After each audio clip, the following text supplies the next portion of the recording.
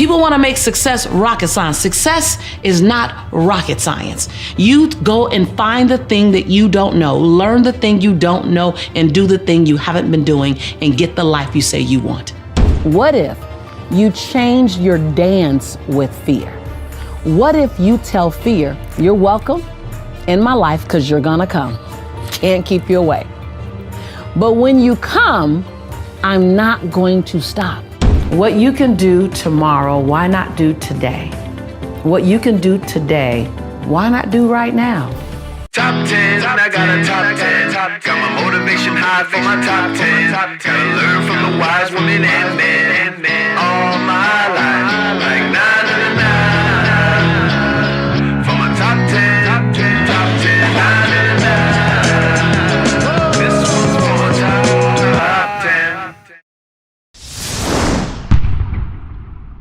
Need motivation? Watch a top 10 with Belief Nation. Hey, it's Evan Carmichael, and this channel was created to help you overcome the #1 challenge that is holding you back, a lack of belief in yourself.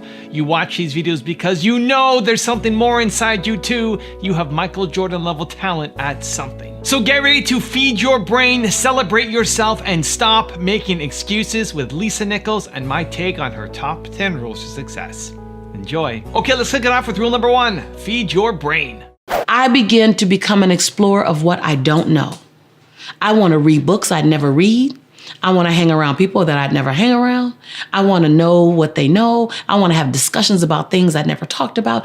I wanted to feed my brain something that my brain didn't know, so that my brain can tell my body to do something it never done. So then when my brain feeds my body and my body feeds my life, then I begin to have an experience that I'd never had before.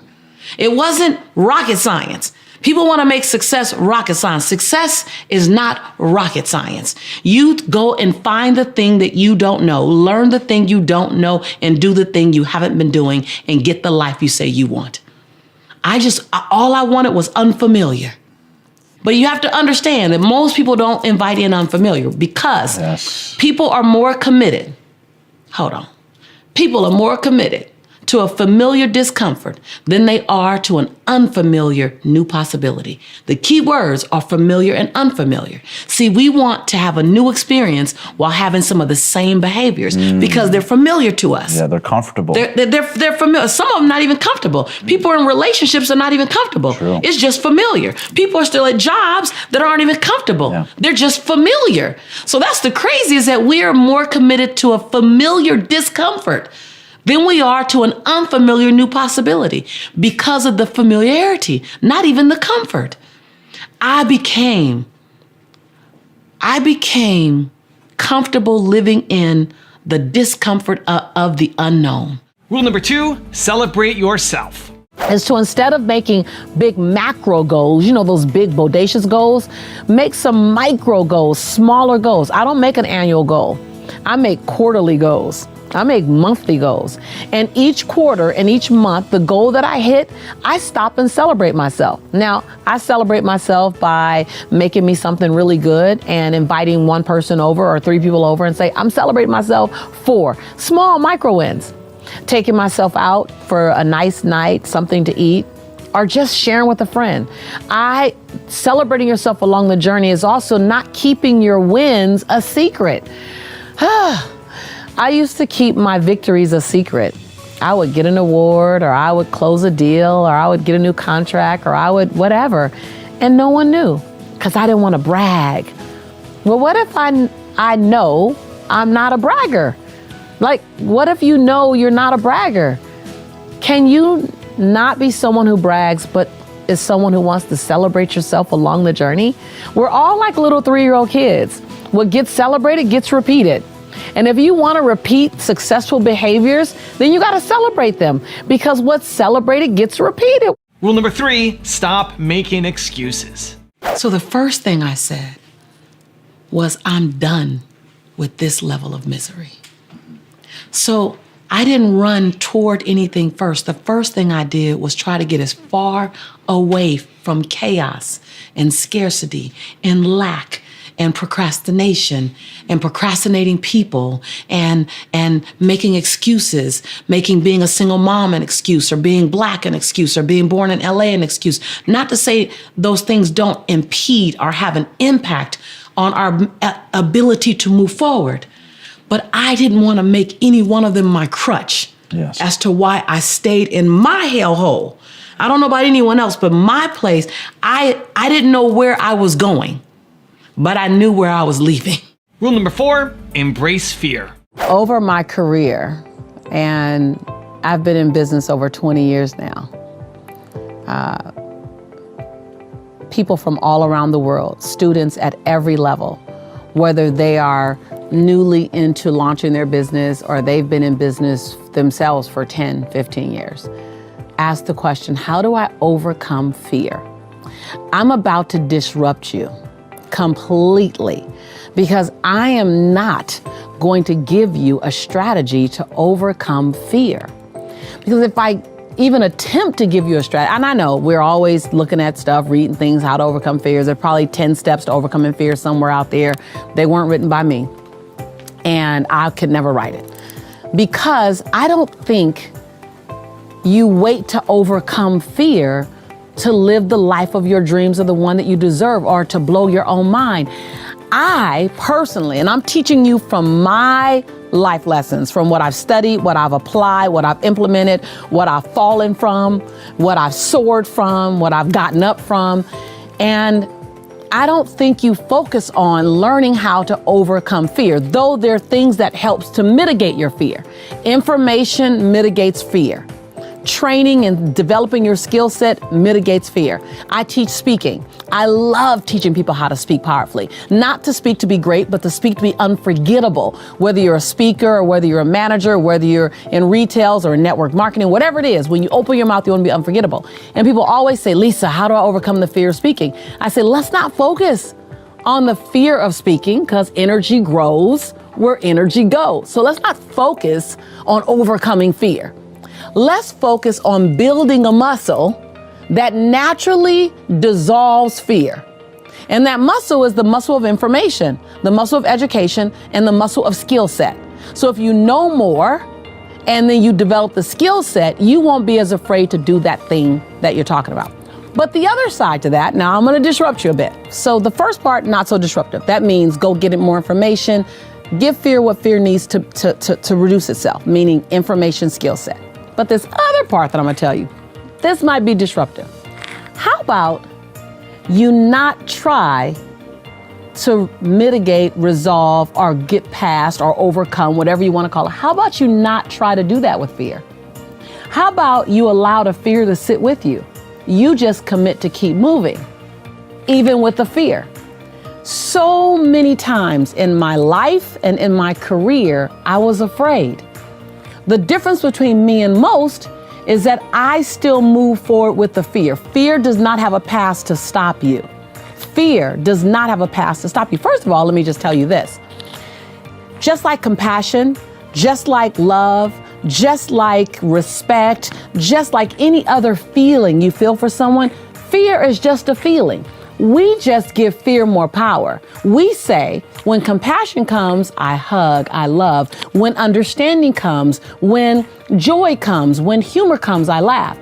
But when fear comes, I get to stop. What if you change the meaning to that? Ooh, just stick with me right here.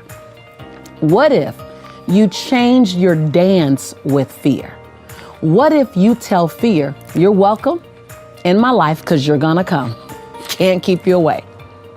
But when you come, I'm not going to stop. Also, if you want to have more motivation, check out my 254 series. They're free. The links to join are in the description below. I believe any behavior that you don't want any longer, the way that the catalyst to change is recognizing the price. You're gonna play ginormous, say ginormous, but first take baby steps. Rule number 5, show up for yourself. Again, you say your name first. Lisa, I commit to you that. And you make 7 different commitments to yourself. That before you go out of your door and you commit to other people, because you know, we're more apt to honor our commitment to other people than we are to honor our commitment to ourselves. We break our commitments to ourselves all the time. And yet when I give you my word, oh man, you can bet your last dime on that word and you will end up with 20 cents. But what happens when you begin to commit to yourself? You'll see that making commitments to you not only feel as good as making commitments to other people, but they feel better. Because when you show up for you, you serve everybody else from your overflow. Rule number 6, work on you.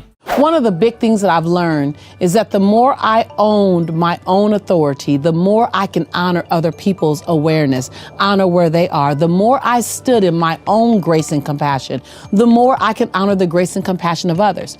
The more I owned my no, the more grateful I was for other people's yeses.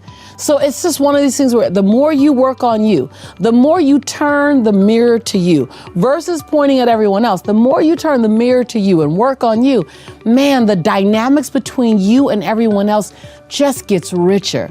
I became a more compassionate, more giving, more loving friend when I became more compassionate, giving, and loving to Lisa. Rule number 7, take responsibility. When I say to you, I didn't choose the possibility first. I just stopped choosing the chaos. See, there's a couple of there's several choices you have to make, because your answer isn't going to come with the ceiling opening and lights beaming in and a choir showing up and no, that doesn't happen like that. If the first thing is I was sick of smelling my own crap, I was sick of hearing my own story. I was sick of wondering about my own potential. So I realized that everything I had done had gotten me where I was. And everything I didn't know was going to get me somewhere else. Rule number 8, stop trying to prove yourself. Unconsciously, we have a tendency to do things to influence someone's perception of us. And really what we're trying to do is change or control. That word again. We're trying to control their perception of us because we feel like they're being judging. So we get into the proving business. I said in another Lisa Nichols episode that you have nothing to prove, nothing to protect, nothing to hide, and nothing to defend. That's not just a mouthful of words. That is literally a lifetime of disconnecting from the need to prove to someone you're smart enough, you're kind enough, you're loving enough, you're worthy enough, you're enough, ... Right? And I remember for years, because I didn't graduate from college, I was always trying to prove I was smart enough. Always. And then I had a son without being married. So then I wanted to prove that I was godly enough. I was always trying to prove something until it just became so exhausting. What I was doing was trying to control people's judgment of me. Rule number 9, stop procrastinating. Procrastination is really putting off your own desires. Procrastination is putting yourself last. Procrastination shows up when we are so used to putting everyone else in front of us, or we're actually afraid to do that thing that we say we want to do because we're not sure if we can handle the outcome. But the whole attachment to procrastination and self-love, what you can do tomorrow, why not do today? What you can do today, why not do right now? One of my team members talked about reading a book called Touch It Once, which means if you can touch it once and get it done, how much more productive will you be? And rule number 10, the last one before a very special bonus rule, is become self-aware. What happens when you feel like you're always being judged? Number 1 is divorce yourself from trying to manage someone's judgment of you. I know that sounds backwards, because we want to go over there and change them. I know. Well, when I figure that one out, you'll be the first to know. But in the meantime, how can you separate yourself, divorce, I know it's a strong word, but that's the separation, from the need to monitor other people's judgment of you? Let me tell you what that answer is. You go over to self-awareness. You go over to recognizing I am whole. I am smart enough, I am wise enough, I am kindly enough, not from a bragging way, not from a self-righteous way, from the most humble way possible. Can you wake up tomorrow morning and be content with who you are, irregardless of anyone's opinion of you once you leave the house? or maybe the person next to you, or the people downstairs, the people in your same house. Can you wake up tomorrow standing and living in the statement and the knowing, I am enough? And then leave everyone's opinion to them. Now I have a special bonus clip from Lisa on how to understand the power of anger that I think you're going to enjoy. But before that, it's time for the 3-point lightning questions. Let's go from just watching a video to taking action. Here we go. Question number 1. What do you need to stop procrastinating on? Number 2, how can you show up for yourself this week? And number 3, what's the fear that you need to embrace? And if you like this video and promise you take action after watching it, we don't just watch videos, we take action. Put a hashtag believe down in the comments below, make that promise to yourself, and then get to work. Anger is an emotion that brings with it so much anxiety, stress. It's a shutdown emotion. It literally is a shutdown emotion. And it's an emotion that we never invite in. It's very intrusive. It intrudes and it causes us to be smaller than we want to be. It causes us to not stand in our glory and in our greatness. It causes us to be absent of love or absent of, peace of mind. Anger doesn't live with those things. It's like oil and water.